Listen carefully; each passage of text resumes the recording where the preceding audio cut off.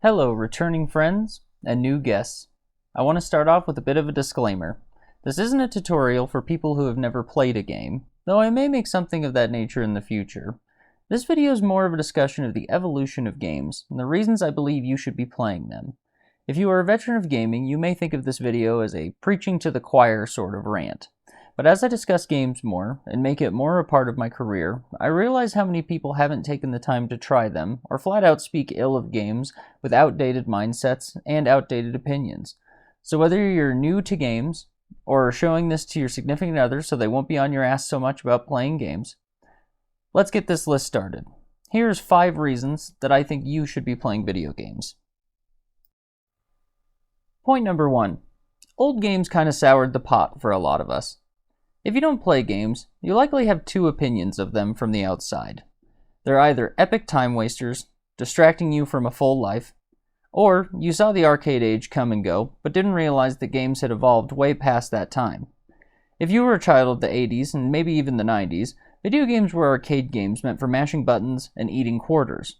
And even with the innovation of the home console, there were plenty of those kids and adults that had to suffer through the baby age of home consoles, which, if we discuss honestly, were hard to play, hard to understand, and, despite there being gems that have followings to this day, we tend to forget the pile of garbage that came along with it. So much so, that whole YouTube channels are devoted to pointing out how bad old games can truly be. While vague, old games is the best I can do to surmise the stumble era of gaming. Not all old games can be blamed for people's disdain towards gaming in general, nor can the great games of the era solely take credit for lifting up the industry. It truly was a time in gaming where companies were trying to find their legs, and trying to build brands and flagship characters. In my opinion, the stumble era ended around the time the quote, bit wars ended, and thus began what we'll call the awakening. This leads us to point number 2. You should join the awakening. The awakening, as I call it, is because I know there are many other names that are correct, I just think it's funnier that way, is what I'm going to try to present to all new gamers. While I understand hardcore gamers want to show retro games and classic titles that are on older systems, I believe this is one of the first mistakes where a lot of new couples, new friendships, and even people just discussing games often run into their first roadblock. Most of us forget that we either grew up with these games, or because of our love of games, we've accepted the flaws in these older titles, and expect others to just accept them as well, or to be able to go around the glitches and the things that we've already learned many times over from different titles. I believe one of the greatest advantages of modern systems and modern games is that most game companies go out of their way to make games easy to play and easy to understand, with some exceptions.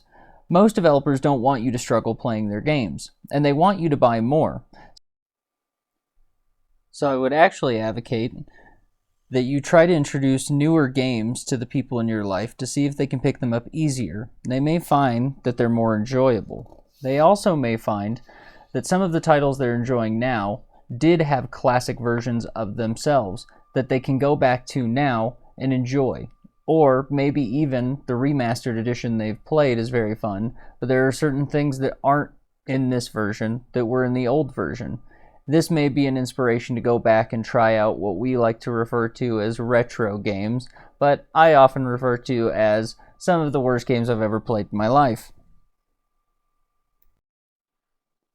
Now that we've talked a little bit about some silly stuff like those older games, and I've made some very broad generalizations, we can move on to point 3, and we can talk about what my opinions are of what games you should start with and why.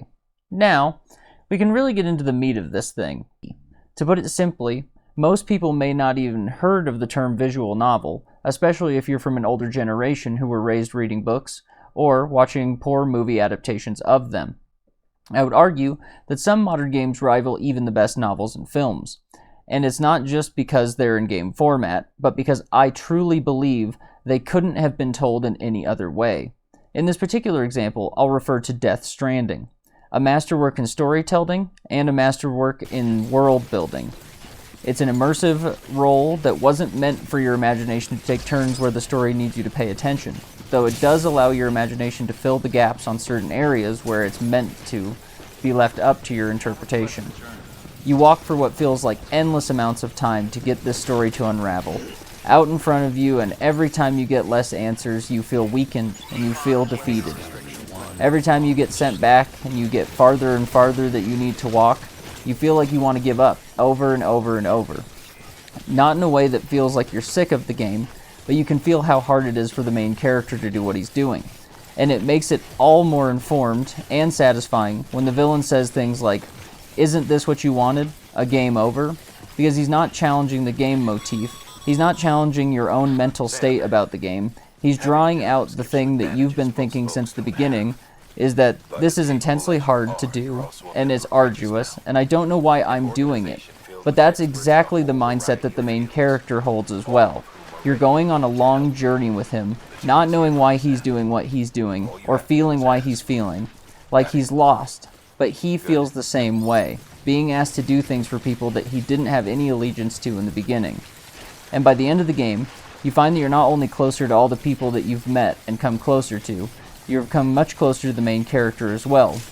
You understand the world better simply by interacting with the people and reading logs throughout the world.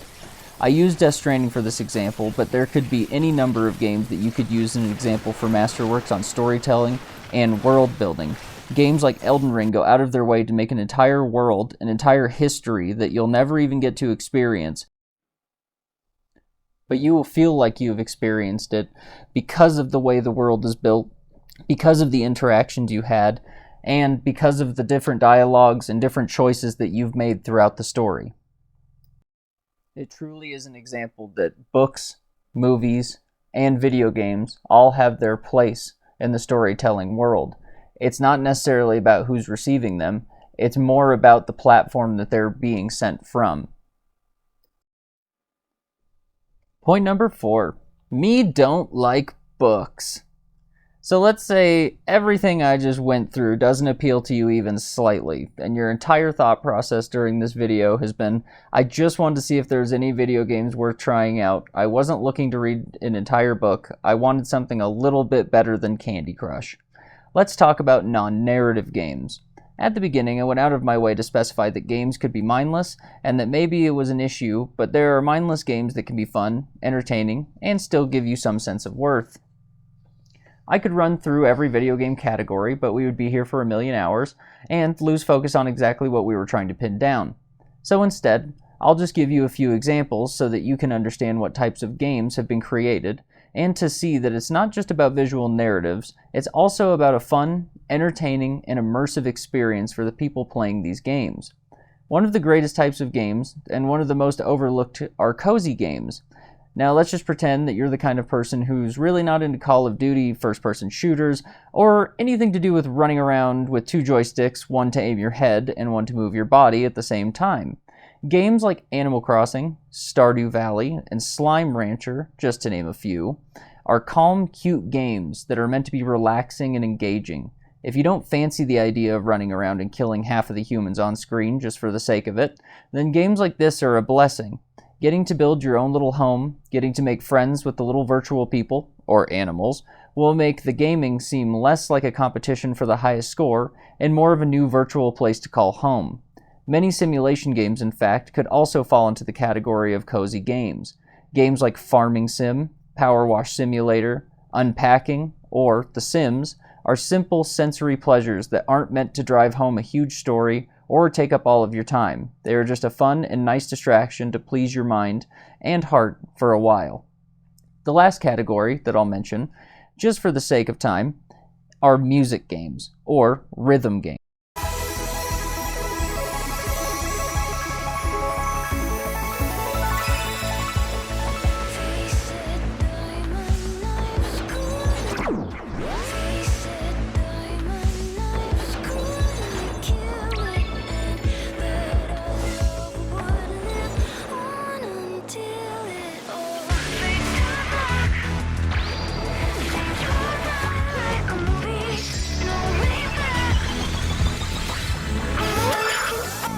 If you're someone who's truly a fan of music and finds that you can't live a day without listening to it, you'll find that there is a plethora of games out there that are not only laden with beautiful music, but have music that was written specifically for them that is unique and amazing.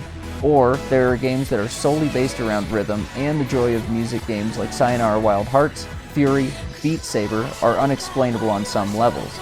There are so many more that I could name, but once again, we would be here for hours. So many of these have introduced an entire new generation of music to an entire new generation of music lovers.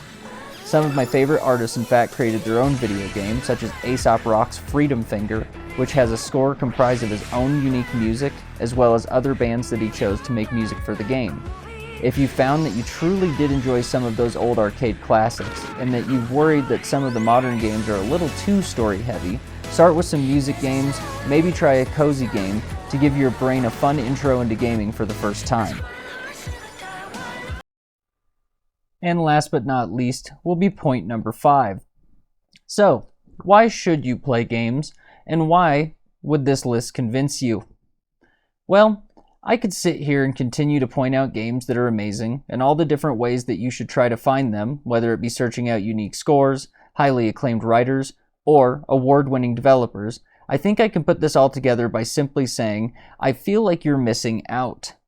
I feel like with the recent attention towards video games being transformed into new media, like Last of Us being adapted into a TV show, has shown that the content is not only worth seeing, but there is something that you've been interested in long before it was turned into a TV show. While I hear rumors that there may be a Death Stranding movie, I still believe that the gameplay and the experience that you go through yourself, and the entire 29-hour gameplay experience, really helps you understand the story in a different way. Now, I can't speak to how the people reacted to Last of Us as a TV show after having played the game, as I haven't seen the TV show. Hate me. But I can't tell you exactly why I haven't watched it, but I can tell you that it wouldn't affect my opinion of that show. In fact, that's never really been a concern for me, mainly because I don't think of movies and books as better or vice versa. I believe both deliver the message in a different way and are meant to be interpreted in different ways. I believe the Death Stranding movie will be able to convey the message it wants to convey, no problem. But I don't believe it'll be the same as going through the 29 hours with Norman Reedus and his fetus as you walk through the United States one step at a time. In a way, it's a bit like missing out on a good book or a good movie. Even when someone describes it, it still doesn't fully feel like you got to see it or like you got to read it until you actually do those things. So I hope that throughout this video, you've maybe seen at least one game that will inspire you to try it. And remember that if you're brand new to games, there will be a learning curve. It's something that all of us went through. We just happened to do it at 10 years old, so it was a lot easier. And it is often worth going back to games that maybe you've seen in the past that you just thought, I'm not really into video games, but thought that looks like something I would enjoy. If you enjoy curling up with a good book, consider cozying up with a game. Go for a rhythm game. But it's also important to understand that there's about 100 million subgenres of games that I didn't mention. It's a whole new world for you to explore, full of new stories, adventures, and experiences. It takes a small amount of searching and a mindset of enjoying yourself going in. But I truly believe that you can find joy out of video games as well. Thank you guys so much for watching the video. I know this is much shorter than our normal long-form content, but I wanted to do a little discussion because I'm starting to realize as I'm making all these gaming videos just how little people actually know about video games and how little people actually want to go out of their way to figure out about them. I just wanted to give a quick shout out to our patrons, Alexander, Wayne, and Travis. Thank you guys so much for supporting us, especially in these early days. I can't wait to show you what we're going to create. Thank you guys. Don't forget to like, share, and subscribe.